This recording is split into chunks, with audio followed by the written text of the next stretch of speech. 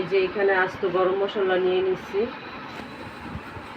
এলাচি, লং, গোলমরিচ, তেজপাতা, দারচিনি, 5 রকমের গরম মশলা আছে। তাছাড়া আমি আর কোনো গরম মশলা দিব না এখানে। আর এই যে পেঁয়াজ কুচি, আলু আর চিকেন।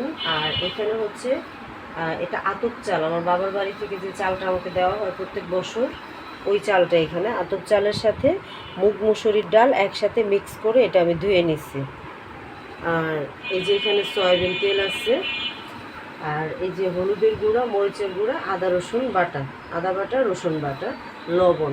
এই যে ঠিক এই জিনিসপত্রগুলো দিয়ে আমি আজকে সকালবেলায় একটা চিকেন ভুনা খিচুড়ি রান্না করব। আমার ছেলের যে কলেজে পড়াশোনা করে সেখানে তার বন্ধুরা খিচুড়ি খাইতে চাইছে, তো ভাবলাম যে বাচ্চাদের জন্য যেহেতু রান্না করব, একটু মজা করে রান্না করি যাতে ওরা খেয়ে যেন খুশি হয়। আর এই যে গাজর, এতটুকু গাজর আছে, এটা দিয়ে দিব। সাথে আমি একটু ক্যাপসিকাম আছে, ওইটাও দিব। ওইটা আমি এখনও নামাইনি, নামাবো। তো যাই হোক, আজকে এই ধরনের ভেজিটেবল আর চিকেন দিয়ে আমি একটা চিকেন খিচুড়ি রান্না করতেছি, যেটা বাচ্চার কলেজে পাঠাবো, বাচ্চার বন্ধুদের জন্য। আমরাও খাবো, পরিবারের মানুষও খাবো, ওর ফ্রেন্ডরাও খাবে। তো দেখতে থাকেন আমি কিভাবে রান্নাটা করতেছি। রাইস কুকারটা চালু করে দিচ্ছি, সব কিছু তো আগে থেকেই রেডি করে নিচ্ছিলাম। তো এখানে আমি সয়াবিন তেলটা দিয়ে দিলাম। আর রাইস কুকারে তো আসলে ওইভাবে ভেজে ভুজে রান্না করা যায় না, আমি একেবারে সব কিছু একসাথে দিয়ে কষায় রান্নাটা করব। তো তেলটা যখন দিয়ে দিলাম, তেলের পরে আমি কুচায় রাখা পেঁয়াজগুলি দিয়ে দিলাম। এখানে মোটামুটি 4-5টার মতো পেঁয়াজ কুচানো ছিল, সেগুলো দিয়ে দিলাম। আর এখানে আমি প্রায় 1 কেজির মতো চিকেন নিয়েছি, সেই চিকেনটা দিয়ে দিলাম। আর টেবিল চামচের 1 চামচ রসুন বাটা দিয়ে দিলাম, 1 চামচ আদা বাটা দিয়ে দিলাম।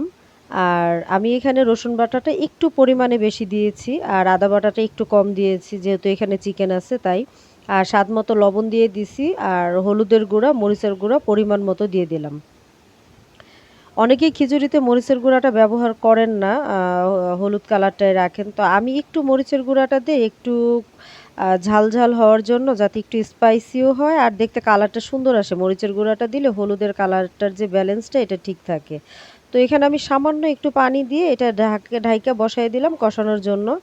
তো কিছুক্ষণ পর আমি আবার আসছি, আইসা ঢাকনাটা তুলছি, তুলে দেখলাম যে হ্যাঁ, মাংসটা প্রায় অনেকটা সময়, প্রায় 5 থেকে 10 মিনিটের মতো ঢাইকা বসায় রাখছিলাম। তো দেখলাম যে হ্যাঁ, সুন্দর কষানো হয়ে গেছে।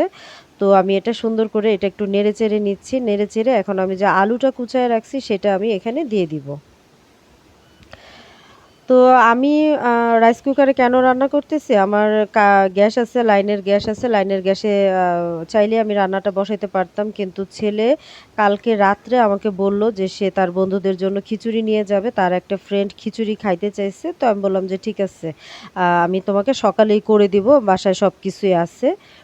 তো যেই ভাবা সেই কাজ, ওরা ঘুমে থাকতে থাকতে, আমার হাজব্যান্ড আর আমার ছেলে ঘুমে থাকতে থাকতেই আমি ইয়ে করছি, এখানে ওই রাইস কুকারটা নামাই নিছি। যে চুলাতে রান্না করতে গেলে একটু বেশি সময় লেগে যেত, আমি আসলে এতটা অল্প সময়ের মধ্যে রান্নাটা কমপ্লিট করে ওকে আমি খাবারটা দিতে পারতাম না। তাই আমি রাইস কুকারটা নিয়ে, যাতে খুব তাড়াতাড়ি চটজলদি রান্নাটা হয়ে যায়, এর জন্য রাইস কুকারটা আজকে রান্না করতেছি। তো আপনাদের যাদের যাদের বাসায় রাইস কুকার আছে তারা কিন্তু এইভাবে খুব সহজভাবেই রান্নাগুলো করে নিতে পারেন। এখানে বিরিয়ানি করা যায় এটাতে, খিচুড়ি করা যায়, ভাত তো রান্না করা যায় অলমোস্ট। আর যে কোনো তরিতরকারিও রান্না করা যায়, বাট একটুখানি মেখে ঝুঁকে কষায় বসাইলে আর কি এটা ভালো হয়।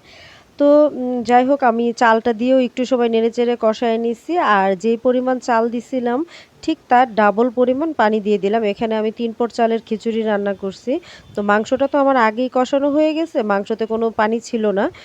তো চালটা দেওয়ার পরে চাল যে পরিমাণ ছিল, 3 পট চাল দিয়েছিলাম আর 1 পট ডাল দিয়েছিলাম। তো ডালের জন্য আসলে এক্সট্রা কোনো পানি দিতে হয় না।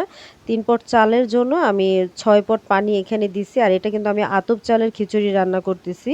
এটা আমার বাবার বাড়ি থেকে চালটা আমার জন্য প্রত্যেক বছরই পাঠানো হয় খিচুড়ি খাওয়ার জন্য, পিঠে খাওয়ার জন্য। তো পিঠেটা খুব বেশি একটা খাওয়া হয় না, আমি অতটা পিঠাপুলি বানাতে পারি না। তো খিচুড়িটা প্রায় প্রায় খাওয়া হয় আমাদের যে কোনো অকেশনে, বা একটু ওয়েদার যদি একটু খারাপ থাকে, মেঘলা মেঘলা থাকে, তাহলে আমরা খিচুড়ি খেতে পছন্দ করি, তখন খিচুড়িটা খাই। তো আতপ চাল দিয়ে আর চিকেন দিয়ে আলু দিয়ে আমি খিচুড়িটা এখানে রান্না করে নিচ্ছি। তো আমার কাছে মনে হচ্ছিল যে লবণটা একটু পরিমাণে কম হয়েছে, তো আমি পরবর্তীতে আবার একটু লবণ এখানে দিয়ে দিলাম।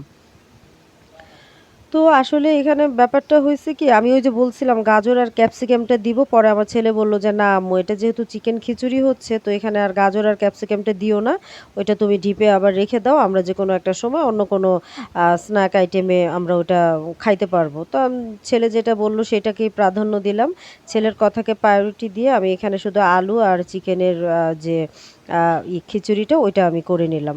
তো আপনারা দেখতে থাকেন, এইভাবেই রান্নাটা আমার হয়ে গেছে এবং রান্নাটা হওয়ার পর আমি বাচ্চাদের জন্য খাবারটা পাঠিয়ে দিছি এবং আমার পরিবারের সবাই আমরা এই খাবারটা কিন্তু খেয়েছিলাম এবং ভালো লেগেছিল আলহামদুলিল্লাহ, যথেষ্ট ভালো লেগেছিল। আর খিচুড়ি সবসময় একটু গরম গরম খেতেই ভাল লাগে।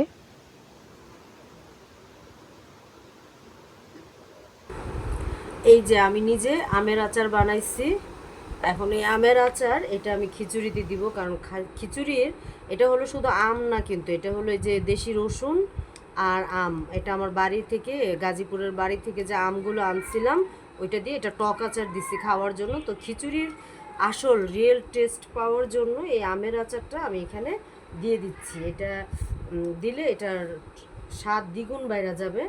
তো যেহেতু ছেলে খাবে, ছেলের বন্ধুরা খাবে, আমি একটু ভালো করে রান্নাটা করতেছি যাতে বাচ্চারা যেন তৃপ্তি সহকারে খেতে পারে, কারণ ওরা বাড়ি থেকে অনেক দূরে থাকে, হলে থাকে। তো তো হলের খাবার দাবার যারা মনে করেন স্টুডেন্ট লাইফে আসেন বা পার করছেন, হলের খাবার যে কী টাইপের হয় সেটা তো আপনারা মিনিমাম জানেন।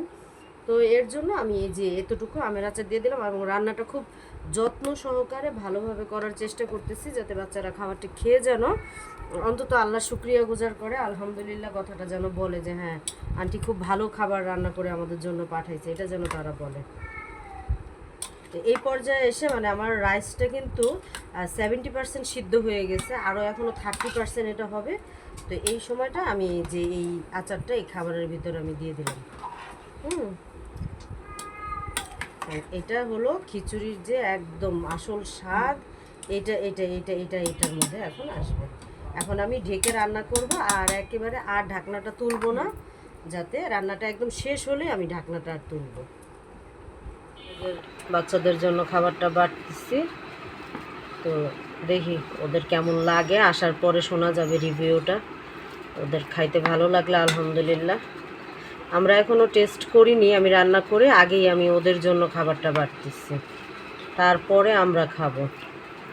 এদিকে ছেলেরও কলেজে যাওয়ার সময় হয়ে গেছে, আর দেরি করতে পারতেছি না, যার কারণে একটু তাড়াতাড়ি করতেছি।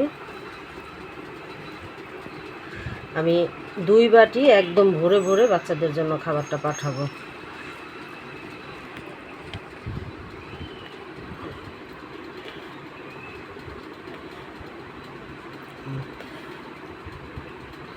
একদম চাইপা চাইপা পাঠাবো, কারণ এখানে তো আর একটা বাচ্চা খাবে না, প্রায় কয়েকটা বাচ্চা মিলে খাবে।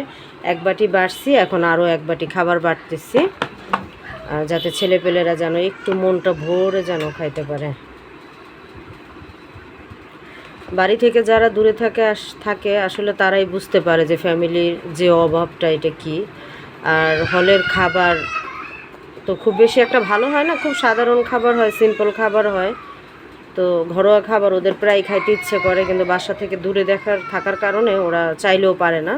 তো আমি যেহেতু একটু কাছে আছি আর আমার ছেলে তো হলে থাকে না, আমার ছেলে বাসায় থাকে, ওর কাছে ওরা দাবি করছে, তো আমি ভাবলাম তাহলে আমি একটা চিকেন খিচুড়ি করে দিই। এই যে 2 বাটি রেডি হয়ে গেছে আমার।